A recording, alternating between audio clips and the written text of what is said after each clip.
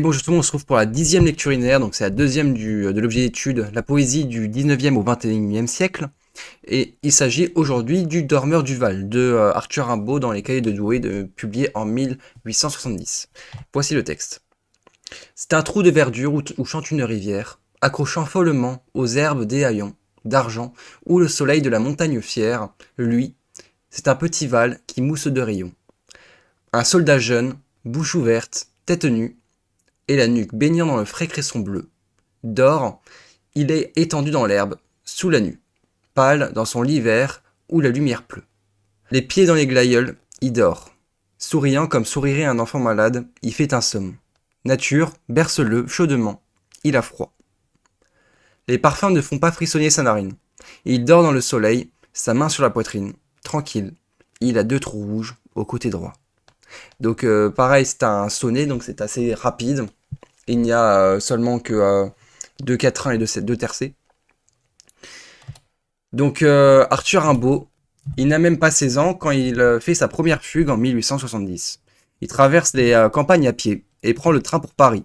Mais il se fait arrêter car il n'a pas de billet. Il écrit alors une lettre à son professeur qui va lui faire sortir de prison. Au même moment, c'est la guerre entre la France et la Prusse. On peut alors se demander si ce poème ne raconte pas une expérience vécue lorsqu'il a traversé les campagnes de Charleville lors de la bataille de Sedan, c'est-à-dire le 2 septembre 1870. Rimbaud est contre la guerre et contre l'empire de Napoléon III. Ce poème est donc une hypotypose où le cadre est bucolique simple, apaisant, mais certains indices entraînent une sensation de malaise. Nous pouvons donc nous demander comment ce tableau poétique prépare-t-il à une chute brutale au service de la dénonciation de la guerre. Donc ce texte se sépare en 4 parties. Tout d'abord, nous avons le premier quatrain qui est un décor trompeur. Nous avons en deuxième quatrain une évocation de la guerre. En troisième, nous avons l'ombre de la mort. Et en dernière, c'est simplement la dernière ligne. Et c'est une chute cruelle. Première partie, un décor trompeur. Donc le premier quatrain commence par le présentatif C, suivi d'une périphrase, pour présenter un cadre bucolique et idyllique, puisque tous les éléments semblent accueillants. En effet, nous avons la rivière qui est personnifiée en violet, et nous avons une assonance en an qui apporte des sonorités agréables en vert. Nous avons également 2 rogers, d'argent et lui qui met en valeur la lumière dans le tableau. Le deuxième présentatif C est suivi d'une métaphore qui mousse de rayons, montre qu'ici la lumière et la présentation se rejoignent en formant presque un tableau.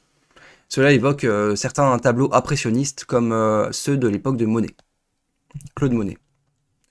Le champ lexical de la couleur apparaît dès le premier quatrain. Nous avons par exemple verdure, soleil et rayon. Rimbaud présente à son lecteur un décor bucolique et très agréable, mais peut-être déjà trop peur avec les mots trou ou follement qui pourraient susciter un doute sur ce décor. Deuxième partie, une évocation de la guerre. Donc le thème apparaît d'emblée puisque nous avons un soldat jeune. Il est spontanément identifié au dormeur du titre puisqu'il dort. Le fait de mettre l'adjectif derrière le mot, c'est-à-dire jeune, met en valeur justement l'adjectif au lieu du mot. Rimbaud veut montrer que la guerre prend la vie même aux plus jeunes. C'est donc on appelle ça un adjectif postposé. Il semble ensommeillé puisqu'il a la bouche ouverte et la tête nue, ce qui le rend vulnérable. Nous avons également le verbe d'or qui est mis en rejet, ce qui le met en valeur. La paronomase nuque et nu, c'est-à-dire un rapprochement de 2 mots qui ont des sonorités presque pareilles, montre une proximité sonore et peut entraîner une certaine inquiétude à la nuque, qui est partie fragile du corps humain. Rimbaud maintient l'inquiétude en ne disant pas tout de suite qu'il est mort définitivement. La strophe se concentre sur la tête du soldat, associée avec l'adjectif pâle, ce qui évoque tout de suite le champ lexical de la mort. Nous avons deux métaphores également, le lit vert, où la lumière pleut. La deuxième est grammaticalement incorrecte, puisque pleuvoir de la lumière, ce n'est pas possible. C'est un verbe, donc on ne peut pas utiliser un verbe normalement. On peut parler donc de synesthésie, c'est une figure de style qui consiste à rapprocher différents sens confondus, la vue et les toucher. Ou l'ouïe encore. Le deuxième quatrain est également coloré, nous avons par exemple vert ou bleu. Le verbe d'or est mis en rejet, encore. Poème veut mettre le lecteur sur une fausse piste pour le faire croire qu'il dort, simplement. Et nous avons l'allitération en L, qui semble imiter la pluie qui tombe, ce qui est bien sûr corroboré par la métaphore « la lumière pleut ». Ceci est une erreur grammaticale puisque pleuvoir de la lumière ne s'accorde pas avec la lumière, comme j'ai répété tout à l'heure. Ce deuxième quatrain évoque le thème de la guerre, ce qui fait naître une inquiétude chez Rimbaud, puisque la vie de la jeunesse est mise en jeu. En troisième partie, nous allons parler de l'ombre de la mort. Donc traditionnellement, les deux tercets changent de thème par rapport aux deux quatrains, on appelle ça la volta. Cependant, là, Rimbaud prolonge le suspense, et donc il continue avec d'autres indices inquiétants.